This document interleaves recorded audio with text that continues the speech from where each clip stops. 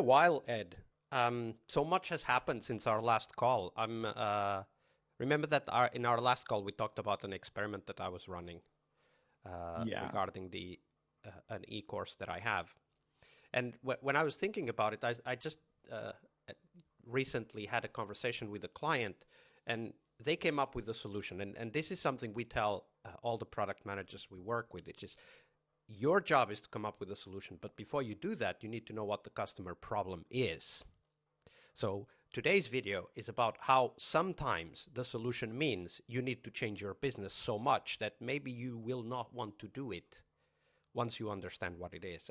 And today's video is about what it means to go from first selling live training and workshops to then selling online training and workshops. It's completely different businesses. And the reason why we have this topic is that both Ed's clients and my clients have been lately talking about, oh, we want, build an e-course and we want to generate more revenues. But actually, an e-course for an already existing live business is a totally different type of business, right? There's so many different things.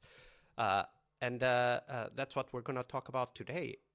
What it means to go from selling live workshops to selling online e-courses. And Ed has a couple of customers that are just doing that right now. Yeah. In fact, I mean, most of my businesses in the last 8 years, I would to some extent include your business as well, and you've been my client as well. So they are usually doing some kind of online workshops or offline workshops, seminars, trainings, whether in the corporate setting or in a personal B2C business to direct customer setting. But what they do is they convert their existing business into some kind of online um, revenue generation machine. Yeah, they That's how I think like to I've look at already it. got the content. Why not just put it online, right? Like that's usually how the thinking goes. Yeah. So the initial thought is like, hey, how can I just put exactly what I have into online? But what they don't realize is there are lots of changes in the customer journey. So their mindset is different when they are online. And also very often the customer is different. And the sales process is different. Like when you sell a live workshop, people know they're going to meet you, right? Yeah. And let's assume you're a thought leader in your area of expertise, which you should be if you're watching this video.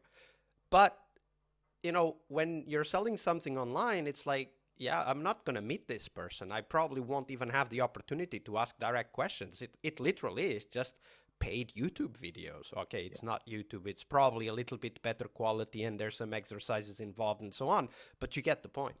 Yeah. I think there's a little bit of my background which would help in understanding the point that we are going to make next is I started my career in the UK managing an offline education, offline online hybrid membership company, not for profit, almost like a charity, organizing high price membership and events between for an exchange of education and collaboration between angel investors, venture capitalists, and other kind of people who are interested in investing in startups, and the people who are starting up. So a lot of education around startups and entrepreneurship. So my first taste of marketing was actually in growth hacking. Um, the After that, I went on to start my own businesses, and every business that I started in the beginning were all online. And the reason I started online and the reason I went into the online marketing world was because I never wanted to pitch anyone or sell anyone, and I didn't want to Or talk do to a cold human being. calling Yeah, exactly. So I or didn't have know. lots of corporate sales meetings. Yeah. And then I struggle. I mean, struggle in different ways. So there are some businesses that work very well, but they were like a nightmare for lifestyle, and they're different struggles. So eventually, in a panic mode, I end up selling my marketing services to people in one-on-one setting. And I realized that like in one-on-one setting, I've been much better at that time than what I was in the online, like imagining the customer and trying to sell them something And rather actually, than. this highlights one of the key differences between selling live workshops and selling online training. Is these are totally different sales processes. Like in your case, you were trying to sell online products, through the online channels, and then figured out that actually this is a lot harder than if I just get somebody on the call and talk to them. Yeah. And I would shamelessly admit that I have been teaching business model generation, business model canvas, and all of those things to those entrepreneurs, school students, and blah, blah, blah, right? And it was the first time I actually realized or actually practiced the practice of asking the customer first and then creating a product was when I was working with you. When I joined Oikosofi, and when I actually started work. I joined with the marketing angle to help Oikosofi with the marketing, but eventually end up moving towards the product cycle as well. And in fact, our marketing become the product development cycle, or people call it customer development now. Yeah, So exactly. And marketing is no different from product development anymore. Exactly. Marketing is product. In fact, I go a little bit further than that and say that sales is product development. Yeah. But let's dive into this a little bit more, because I think you put your finger on a topic that is incredibly important for anyone thinking of selling an online course, which is this concept that selling something to someone, like one person or a company, is a totally different sales process from selling an e-course, a digital product, to a mass of potential audience members, right? So these are totally different sales processes. So let's highlight, a few of these specific differences. So first difference is, if you're selling to a corporate or a single individual, you've got to know them. Like either they already know you, or you call them, or you meet them at a conference, or something like that, right? Like you have to know these people.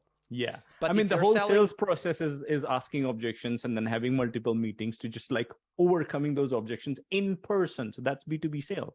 Yeah. And also because when you are face to face, you will get a lot more insight to the context of the person. So your sales process is much more customized to the people you have in front of you, right? Like, for example, if you're meeting an HR person responsible for training in a corporate, it's a totally different conversation than if you're meeting a team lead in the same company to sell training to that team lead, right? So it's totally different.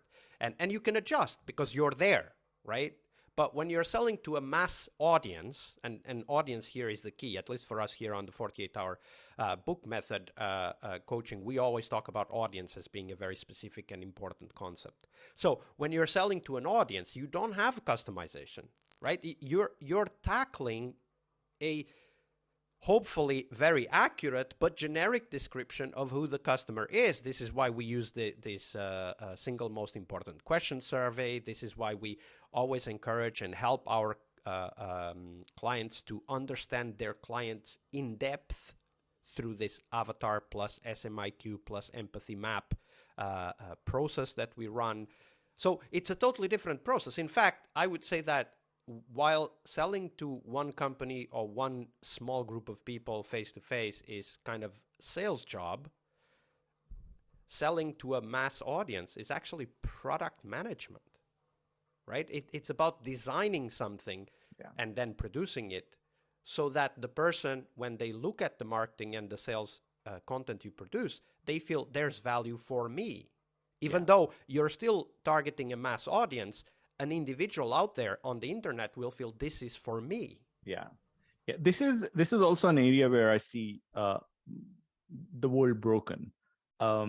Sales person, the person who's in the field, who's actually in contact with in B2B sales or in one-to-one sales and event sales and workshop sales in many cases, the salesperson is the one who's actually knowing the pains, problems, and the desires, what the customer wants to achieve from this product or from the service or event or workshop, whatever it is. And the problem is they end up just customizing the offer for the customer. Most of the businesses don't have a system to integrate this with their product development cycle. So if you see CRMs and softwares, they totally detach product. So all the knowledge and customer integration that you have in your customer relationship management software have no say or no feedback going to any product management software or and anything like that. So this is totally detached. They are the people who are getting all the information that's crucial for you to make sure that your product is what is going to help your customer for sure. You don't get that. And then what happened is product management people, I have done that mistake myself.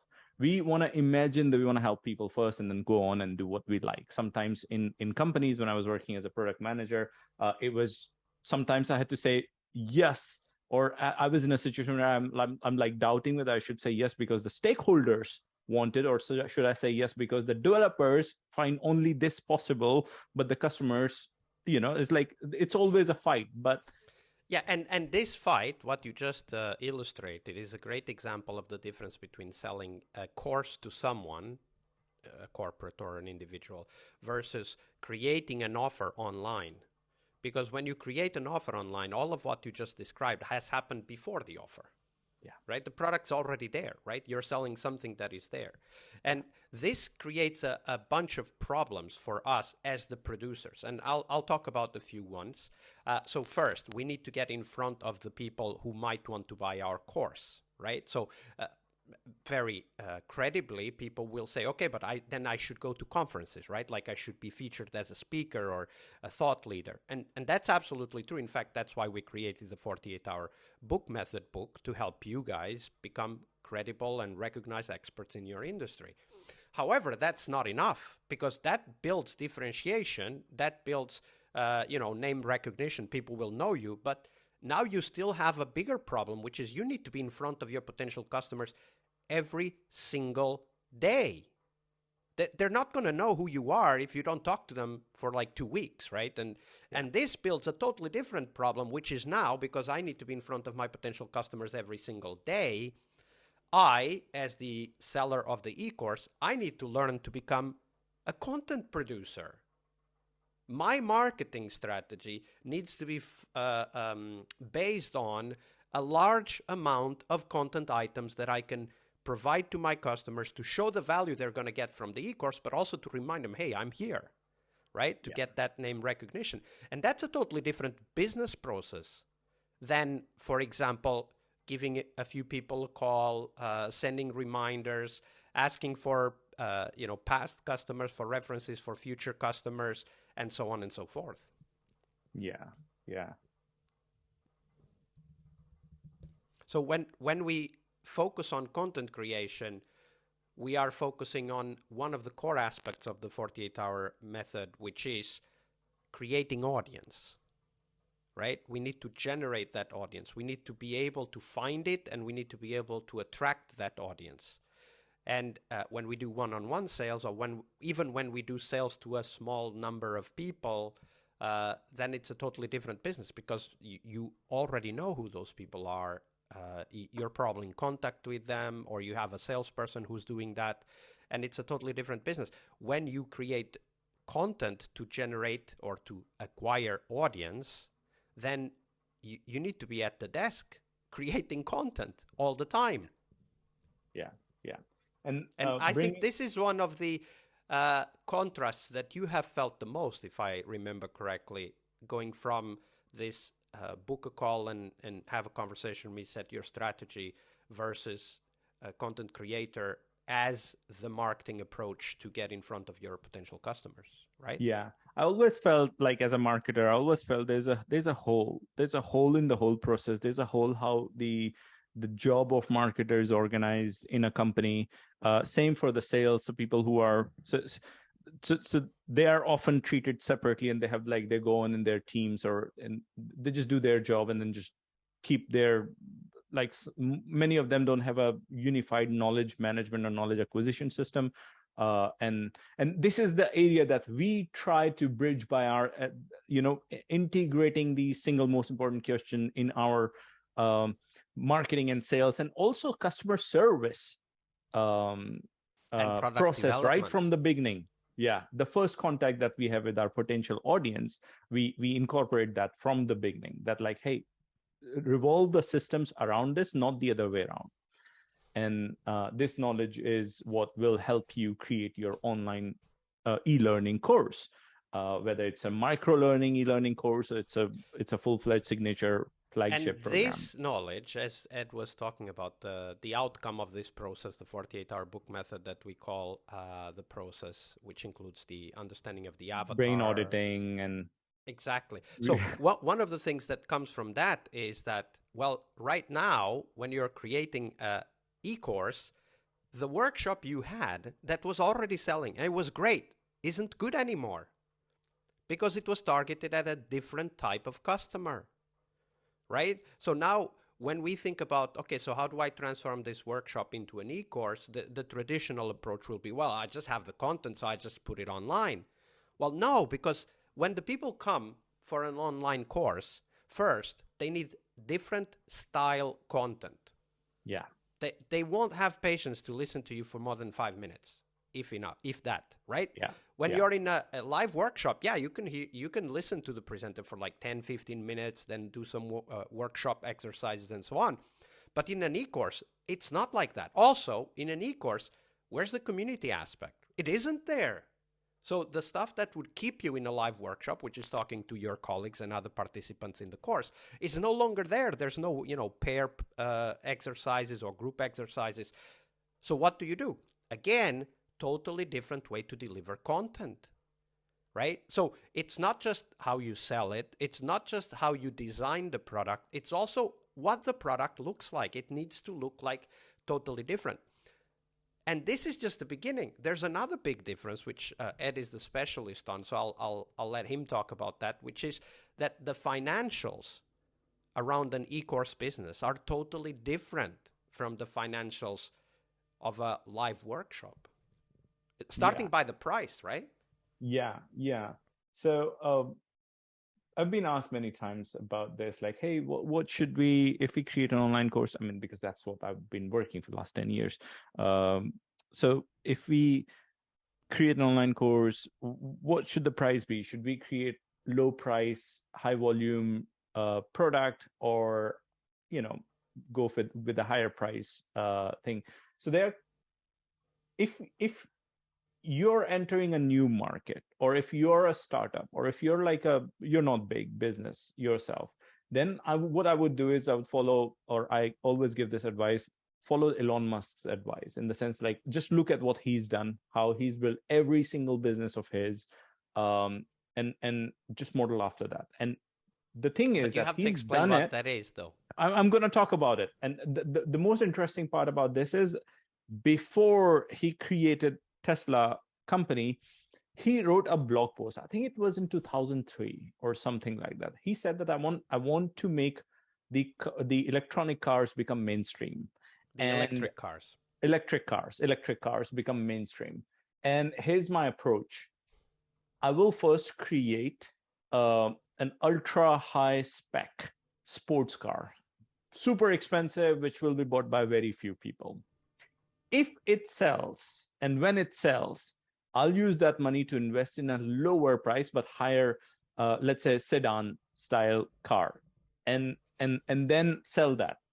If that works, and when that works, I will reinvest that money in creating more commercial, like more publicly, I don't know the word you use, but like more consumable cars, right?